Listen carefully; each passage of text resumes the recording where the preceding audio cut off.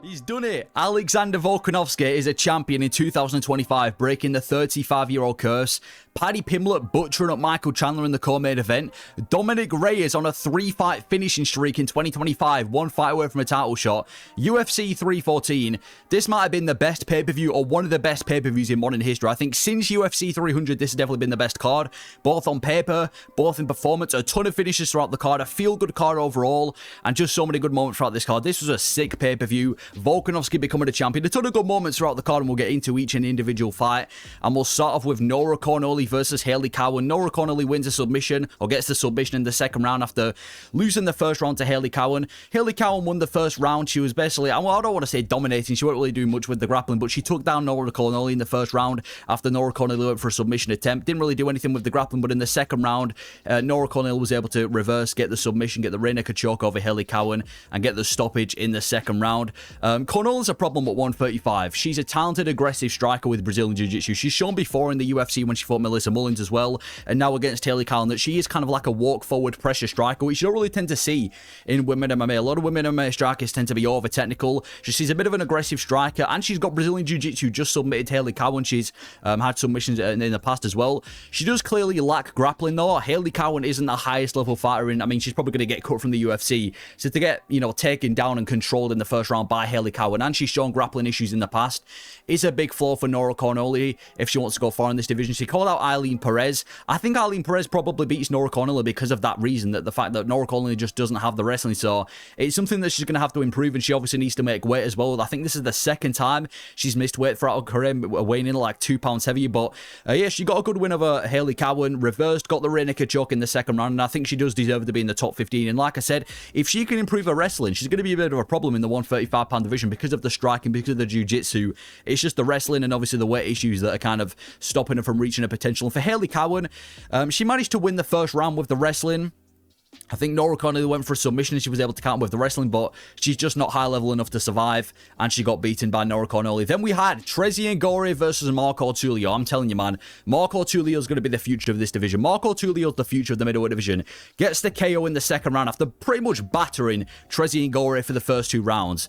Yeah, Marco Tulio was just putting on a show in this fight. The spinning attacks that were constantly landing. He landed a good spinning wheel kick on Tresean Gore. I think it was in the second round in this fight. Just completely pieced him up until eventually Tresean Gore was basically wobbling all over the place. Marco Tulio went for a right hand down the pipe, dropped Tresean Gore and went for the ground and pound stoppage after dominating him for the entire fight. My main takeaways is, yeah, Marco Tulio just battered Gore for the entire fight. This wasn't a competitive fight at all. There were a few times in the first round where Tresean Gore landed like a big shot on Marco Tulio, but it didn't really seem to bother Tulio too much. But yeah, Marco Tulio's Muay Thai in this fight was insane. His Muay Thai is legit. He trains at Shooter Box with Charles Oliveira. He's got that heavy Muay Thai kind of style with that jiu-jitsu to back it up. What a performance from Marco Tulio. To beat a Tresean Gore, who's on a 2-fight winning streak as well. I know it was against kind of lower level fighters, but to still do that to Tresean Gore, who's a pretty dangerous dude, is a respectable performance from Marco Tulio. And to be fair to Gore, he was tough. In that third round or second round, whenever it got stopped, Marco Tulio, dropped Tresean Gore and he got straight back up, walking forward, but obviously ended up getting knocked out inevitably. But he had nothing to offer in this fight. This was just a completely different level for Marco Tulio. And I'm telling you, man, Marco Tulio is going to be top 15 one day. We all know that middleweight isn't the most competitive division in the UFC. I know there's a lot more middleweight names nowadays than previously, but Marco Tulio, I mean, with that striking, at his size as well, he's kind of like Gregory Rodriguez, huge for the middleweight division, and the fact that he's at Shooter Box, he's got the jiu-jitsu background, he's a crafty striker who has pop in his shots. I think this dude's got potential to be top 15 one day. He called out Marvin Vettori. I think that's a bit too big of a step up for your third fight, or your third fight in the UFC, but either way, great performance from Marco Tulio, just battered Tresean Gore, and I can see this guy going far in the middleweight division. I mean, Gregory Rodriguez got a shot against Jared Cannonier, and even though Gregory Rodriguez might be more dangerous, Marco Tulio, from a technical perspective, is a much more technical guy, and just crafty guy and better striker than Gregory Rodriguez. So, good performance from Marco Tulio, battered Tresean Gore, and I can see him being top 15 one day. Then we had Sumudaerji versus Mitch Raposo. Probably the worst fight on the card, where Sumudaerji wins a decision over Mitch Raposo. Wasn't much going on in this fight. It was a lot of Mitch Raposo circling the octagon as he normally does, and Sumudaerji attacking the leg and landing a 1-2 down the pipe every now and then. And then every now and then we'd see You know, Mitch Raposo not really be able to deal with the leg kicks and then shoot a takedown. And every single time he shot a takedown, Sumudaerji would just get straight back up. So there wasn't much going on in this fight. A lot of feeling out, a lot of circling from Mitch Raposo. My main takeaways is that, I mean, first of all, Joe Rogan on commentary. There's a lot of moments on commentary tonight that Joe Rogan was a bit questionable. But this fight specifically, Joe Rogan pretending it was a fun fight. The crowd were booing, I think rightfully so, in the second or the third round, because there was pretty much no action, nothing to cheer on. And Joe Rogan's there, you know, complaining about the fact that the fans are booing as if it was an amazing fight. All it was Mitch Raposo shooting a takedown every now and then, Sumudaerji getting straight back up, then stare at each other for 30 seconds, Sumudaerji landing a leg kick. That was pretty much the entire fight. Pretty uneventful, not really much to talk about. Mitch Raposo did land a few takedowns, like I said, but he had nothing with them, and Sumudaerji was slowly picking apart Mitch Raposo. So good performance from Sumudaerji.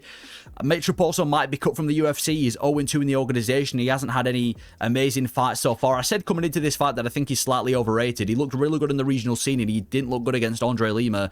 Sumudaerji, maybe he's going to move to the bantamweight division because he's very lanky for this division. Maybe he does stay at 125, but either way, good performance from Sumudaerji, I guess. Not much to talk about. Bit of a boring fight, and Mitch Raposo just constantly circled and did absolutely nothing for the rest of the fight. Then we had Sedriques Dumas versus Michal. I'm glad that I switched my last pick to Michal, because I was initially going to go with Sedriques Dumas, but Oleksiejzuck gets the TKO in the very first round. Bit of a weird stoppage, another one of those kind of controversial ones, but I didn't think it was controversial. He managed to knock out Sedriques Dumas. I didn't really see what shot. I think it was a right hand, and then, yeah, he was just raining down ground and pound for like 20 seconds on Sedriques Dumas. Sedriques Dumas was kind of just covering up, not responding, and then the second that the fight got stopped, Sedriques Dumas started, you know, protesting the stoppage, and you can't protest the stoppage if you ain't fighting back. Like, there was one stoppage on this card that's very controversial on the prelims, which we're going to get into, and I'm sure you know which one I'm talking about. But in this fight specifically, yeah, you got dropped. Michal was raining down ground and pound. Sedriques Dumas had absolutely nothing to offer, and then he started complaining about the stoppage. You can't really do that after covering up for 20 seconds. But either way, great win by Michal. Probably saved his UFC contract. I could have sworn that Michal got cut from the UFC before. I think after he lost to Sharaputty-Magomedov, he got released from the UFC, and now he's back and obviously beating Sedriques Dumas by getting a first-round KO.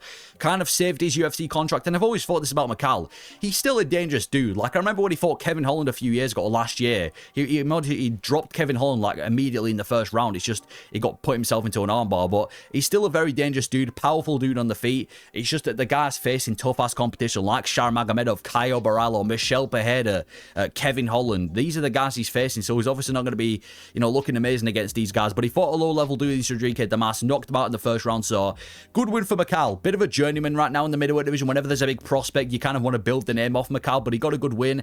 And in terms of Sedriques Dumas, lower level fighter, I can see him being cut from the UFC within 1 to 2 years, or maybe after this fight, because he's not really going far with his career. Good win for Michal. Shouldn't have been protested because it was a fair stoppage in my opinion. Then we had Darren Elkins versus Julian Erosa. Darren Elkins, man, this dude, it's kind of a hard watch. Julian Erosa gets the TKO in the first round. After pretty much just wobbling Darren Elkins immediately, and then for the rest of the first round, Darren Elkins was just, yeah, wobbling all over the place, and he got stopped. One thing I will say though, I mean, it came from an up kick. Julian Erosa got taken down. It came from an up kick, wobbled Julian Erosa with an up kick, and then went for the ground and pound stoppage. But it didn't really look like he had that killer instinct, in my opinion, did Julian Erosa. I feel like Julian Erosa, this guy's got the finishing ability of Movsar Evloev. He's got no finishing ability whatsoever. There was so many times in this fight where Darren Elkins was in a vulnerable position. He was wobbling all over the place, looked easily beatable, and Julian Erosa just wouldn't really throw anything, wouldn't really go for the kill. It was like they were both fighting on slow motion. I mean, Darren Elkins fights like a drunk uncle at a barbecue, walking forward, throwing in the air, wobbling all over the place. It's kind of like an even more autistic version of Justin Gaethje. I'm sure this guy's absolutely ridden with CTE. Yeah, Elkins just wobbled the whole fight. I thought maybe Elkins could put up a bit of a fight because he's used to kind of being damaged. He's used to kind of being cut up in fights. He's used to kind of being in dogfights, but that up kick must have damaged Darren Elkins a little bit too much. Got wobbled all over the place, and Julian Erosa went for a very slow stoppage. He's now on a 3-fight finishing streak, which I still can't believe Julian Erosa is on, considering the fact that when you watch him fight, it looks like he's got no good finishing ability. But I wouldn't mind if Darren Elkins retired at this moment in time. He's been in the UFC for years. He's getting up there in age. You know what I mean? He's taking a lot of damage. He's getting finished, or he's getting put in dogfights. This dude's going to be on a CTE speedrun. I don't want this guy to be the next BJ Penn, but good win for Julian Erosa. Clearly outclassed him, was the better guy on the feet, got the finish over Darren Elkins, who's a pretty tough guy. So that's good for Julian Erosa. But yeah, this was kind of like a more of a comedic fight on the prelims. And then we had Jim Miller versus Chase Hooper.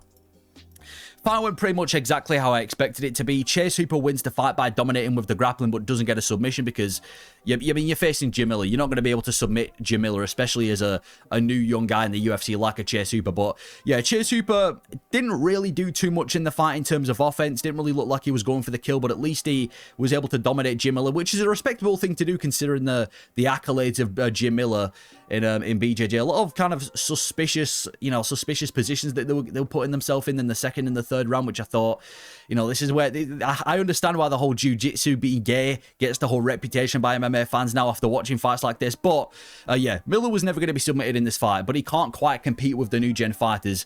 Jim Miller, I'm not going to call him a journeyman. I'm not going to put Jim Miller and journeyman in the same category, but I feel like we've kind of found the level that Jim Miller's at. You put him against one of these younger, hungry guys or just somebody at the higher level, he's not going to surpass them. But you put him against a lower level guy, maybe somebody around his age, he's going to get past. Like, you put him against a Clay Guida, he's going to beat the shit out of Clay Guida. So I don't think Jim Miller needs to retire desperately. I think he can continue to stay in the UFC and compete, but just not against these younger, hungry guys. And opposite for Chase Hooper, to be fair, yeah, he just beat Clay Guida and Jim Miller back to back. He needs to get like a new up-and-coming guy, or a new, someone closer to his age in the lightweight division. But it was a dominant performance by Chase Hooper. But I would have liked to see him go for the kill a little bit more. This guy's a monster grappler. He showed it against Borshev. He showed it in his last fight against Clay Guida. We know that Chase Hooper's a monster grappler. And I know you're facing Jim Miller, and he's got amazing submission defense, so I'm not blaming him for not getting a submission, but there were so many times in this fight where he could have gone for a ground and pound finish. He could have looked to deal some damage. He could have maybe threatened submissions a little bit more. It seemed like this fight was a kind of a heavy stall. Chase Hooper would go for a submission. He wouldn't get the submission. Then he would just kind of stall for about 2 minutes. So I would have liked to see Chase Hooper go for the kill a little bit more. And I'm not really sure if he's top 15 ready yet. Seems a little bit one-dimensional. In my opinion, his stand-up didn't really seem amazing. Jim Miller was catching him a few times, and the wrestling of Chase Hooper could be worked on, but either way, he's still a monster grappler in my opinion. And he called out Tresean, which I think is a good matchup, even though I think Tresean deserves somebody in the top 15. And then started talking about the fact that he had an injured arm due to gooning on the post-fight interview with his squeaky voice. So Chase Hooper, good win over Jim Miller, went exactly how expected. Wasn't a barn burner, but it wasn't a boring fight either. There was a lot of grappling reversals in this fight. Jim Miller pulled a guillotine once or twice, and Chase Hooper seemed to have the upper hand in the grappling exchanges. So it was just a decently fun fight with the grappling. Nothing crazy going on, just Chase Hooper dominated Jim Miller with the grappling. And for Jim Miller, let's just put him in fun fights. Let's just put him in winnable fights. I'm not saying we need to give him cans and give him guys who are coming straight into the UFC from like a regional scene, but just put him against maybe older guys similar to his age, because at this rate, there's no point feeding these young hungry guys to Jim Miller. You know what I mean? So good win for Chase Hooper, dominant performance. Anyway, next fight, Xionan versus Virna Jandiroba. Again, this fight went pretty much how I expected. I thought maybe Virna Jandiroba could pick up a submission, and she came very close to at the end of the second and the third round, where Xionan got saved by the belt. But Virna Jandiroba wins a decision, and she's probably going to be facing Zhang Weili next for the belt. Just controlled Xionan for pretty much the entire fight with the grappling. Every single grappling exchange, Virna Jandiroba was on top. She was dealing damage with the ground and pound. She was going for submissions. There was a couple of times where I actually thought she was going to submit Xionan. So it was a dominant performance from Virna Jandiroba. She's a monster grappler. I know I just said this about Chase Hooper, but she is. She just dominated Xionan, who's kind of known for having good takedown defense in the women's strawweight division.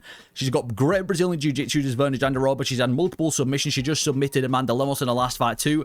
I think she's got to deserve a title shot now. She's the only person in their top 5 that Zhang Weili hasn't fought. She's on a 5-fight winning streak, just beat Xionan, the number 1 contender. So it does seem like Virna Jandiroba is going to be taking on Zhang Weili next, and rightfully so. And I think she could pose a bit of a threat to Zhang Weili because of the jiu-jitsu and the fact that obviously if Zhang Weili takes it to the mat, which she probably will, she's got to deal with the jiu-jitsu with Virna Jandiroba. But with that being said, Weili 50-45. Weili is so far ahead of every women's strawweight. I think if Shevchenko does beat Fiorot, Weili facing the winner of that fight would not be a bad shout, because even though Virna Jandiroba is the number 1 contender, she, we just know how far what Zhang Weili is on the feet in the grappling department compared to every single women's strawweight. So yeah, I mean, give her a title shot, let her get beaten, then do whatever with Virna Jandiroba. In terms of Xionan, she just couldn't compete on the ground. I mean, Virna Jandiroba was dominating her. She couldn't really do anything on the ground. And she couldn't even get going on the feet. When Xionan gets in the floor still on the feet, she seems to be a pretty fun striker. We saw it in the last fight when she faced Tabitha Ricci. But in this fight, couldn't really get going on the feet. Seemed to be inferior everywhere the fight went.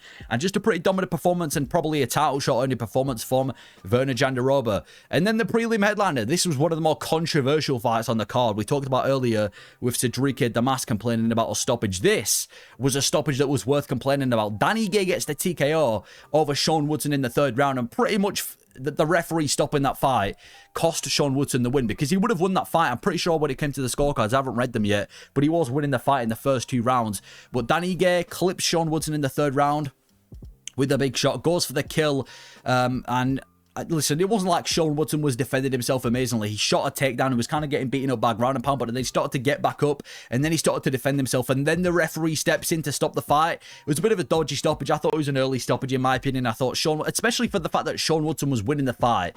Like, you've just costed this guy his entire win. You've just taken a win away from this guy just because he got dropped once by Dan Ige.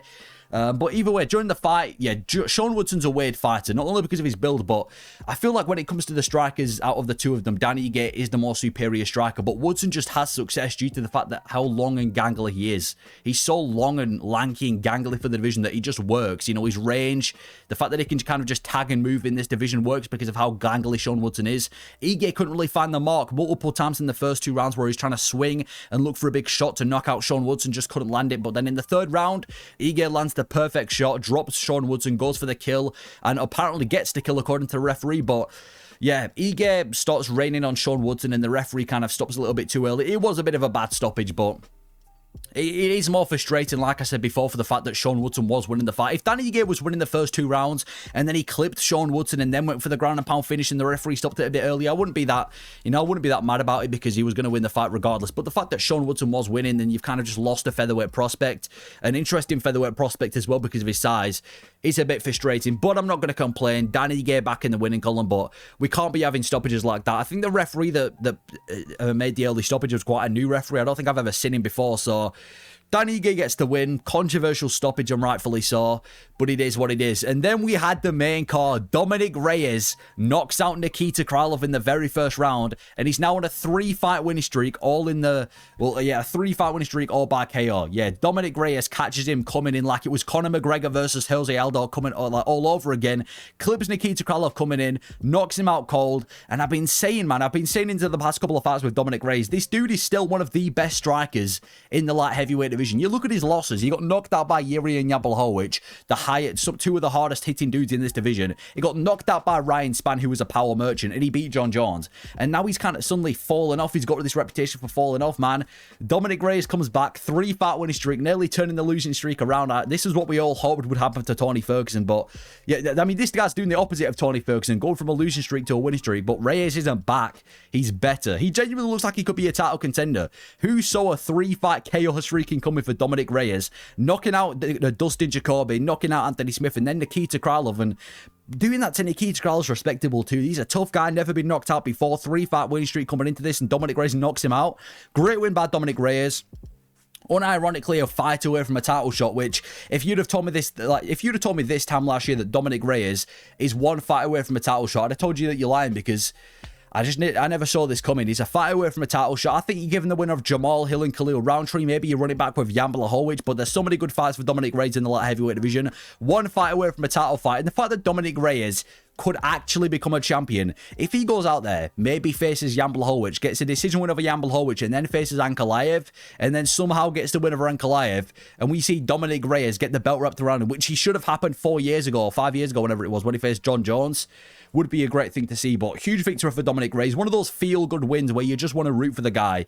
You know, for a guy like Dominick Reyes who beat John Jones and then to go on a bit of a losing streak, to come back in the way that he has, it's just one of those feel-good wins that you like to see in MMA. I said this was one of the best outcomes that could have happened in this fight, and I mean, it couldn't have gone better than that. Clipping him in the first round with a KO that was that clean.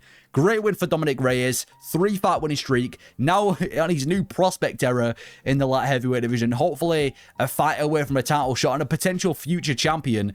Yeah, that's crazy for Dominick Reyes. And for Nikita Krylov, maybe it was the fact that he took, 2 years off, because I think his last fight was March 2023. So maybe it's the fact that he's taken so much time off. Maybe it's the fact that Dominick Reyes is just that good. But yeah, Reyes proving that he's still one of the top dogs at light heavyweight. Great win and a feel-good win.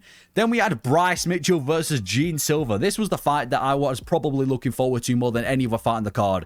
The build-up between the two of them, and then inevitably, Gene Silva dominates this fight and gets the submission in the second round. This entire fight, Gene Silva was just mocking Bryce Mitchell. Mitchell. Bryce Mitchell couldn't take him down. Gene Silva was picking him apart with the kicks and then kind of just in Bryce Mitchell's face, mocking him.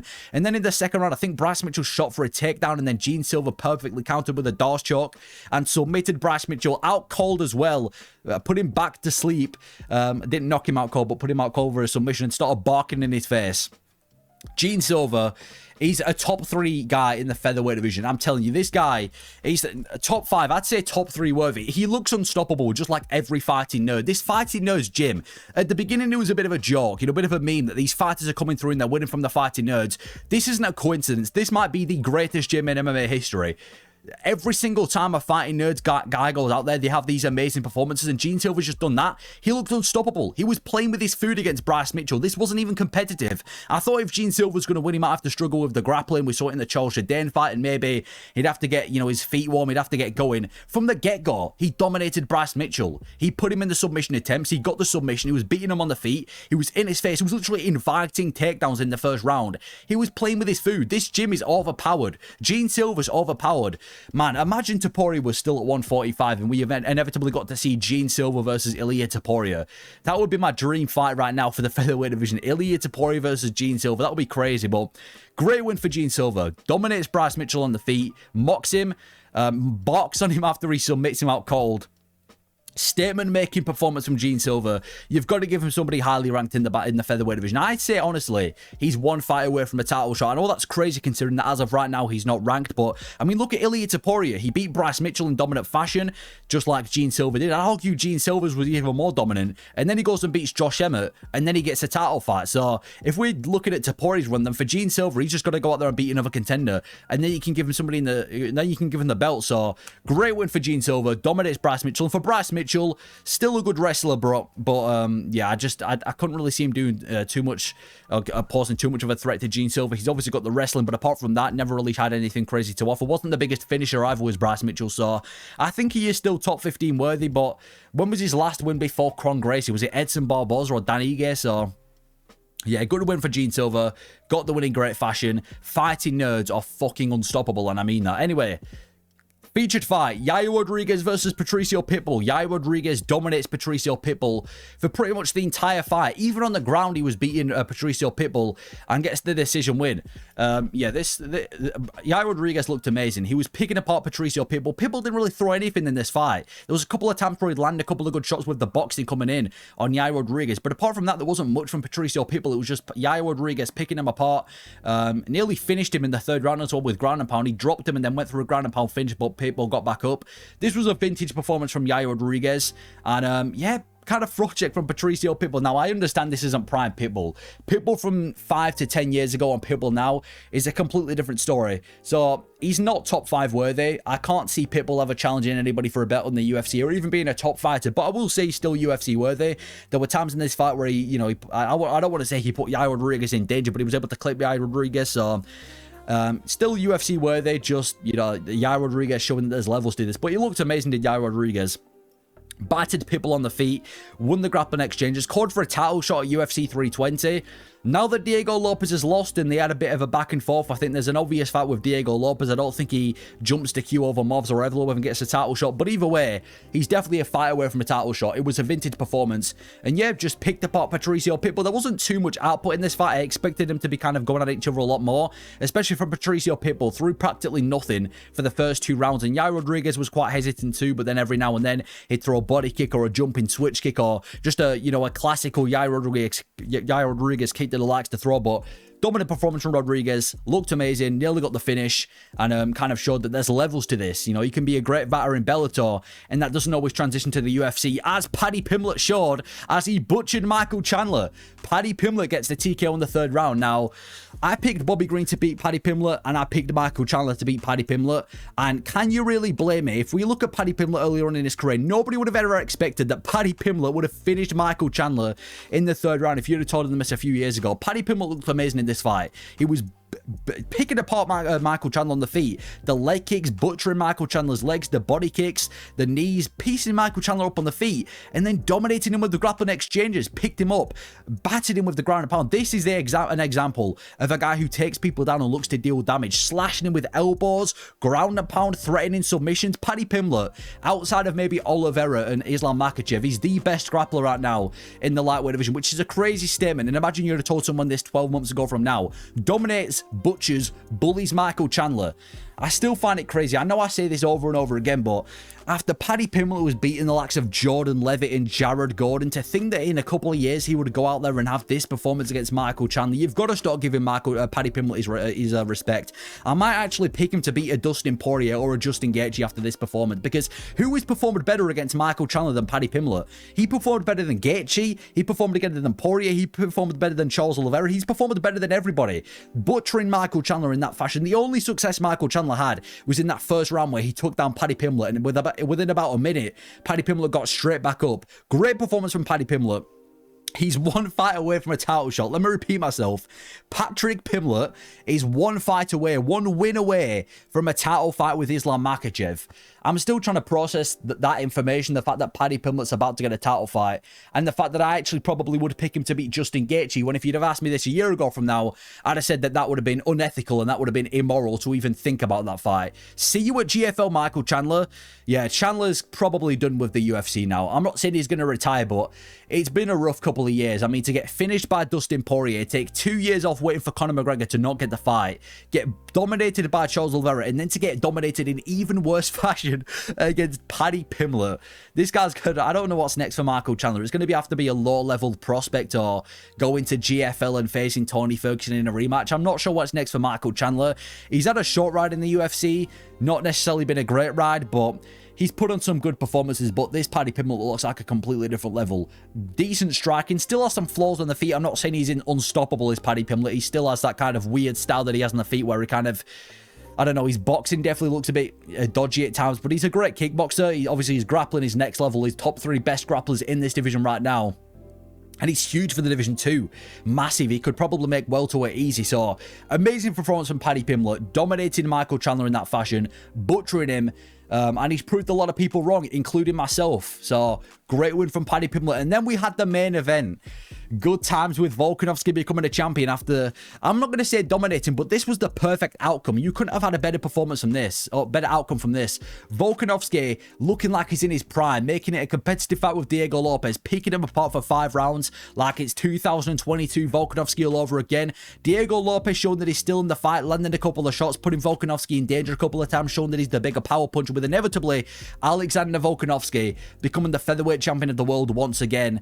And yeah, this is just another really feel-good win for the UFC. To see Volk become a champion, break the 35-year-old curse where no fighter, 35 or older in the smaller weight classes can become a champion.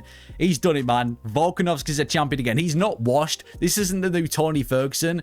He's done it again, man. To see Reyes and Volkanovski come back in great fashion on the same card is just amazing to see. And like I said before, this was the best performance. This is the best possible outcome that you could see because they both made it competitive. It's not like one of them are a fraud or one of them got brutally finished. They both made it competitive and proved that they're still top welterweights. But prime Volkanovski's back. Volkanovski looked as good as he did in his prime. It isn't like Volkanovski looked, he was off a beat or he came back and he didn't look as good as he used to be. Volkanovski looked like the same as he did in his prime.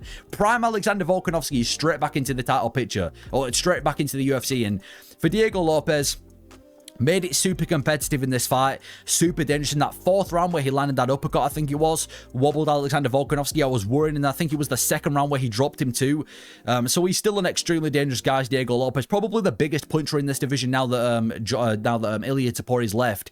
So still a dangerous contender, but Volkanovski, man, this dude's on a different level. Definitely the greatest featherweight of all time, 2-time champion in the featherweight division. And if you give him Movsar Evloev, he's going to beat the crap out of Movsar Evloev. What's Evloev going to do? Take him down down. If Makhachev struggles with the grappling in their fight, then I don't know how the fuck Evloev's going to do anything. And on the feet, Evloev's got as good of a chance surviving against Volkanovski on the feet as Bryce Mitchell did against Gene Silva. So prime Volkanovski's back. The second title run is back. We're witnessing 2022 and 2023 all over again. Great fight as well. Like, it wasn't a super technical fight where there was not much action. They were both throwing back and forth. The combinations for Volkanovski, you couldn't have asked for a better performance. So great win from Alexander Volkanovski, a feel-good win. And UFC 314, I thought this went down as one of the best modern cards best cards in the modern history of the UFC. Stacked on paper, best card in the last 365 days apart from UFC 300, and to top it off with the, you know, the feel-good wins, the stoppages, everything on this card. I thought this was an amazing card. So let me know your thoughts on UFC 314, your overall thoughts on the card. Thank you for watching.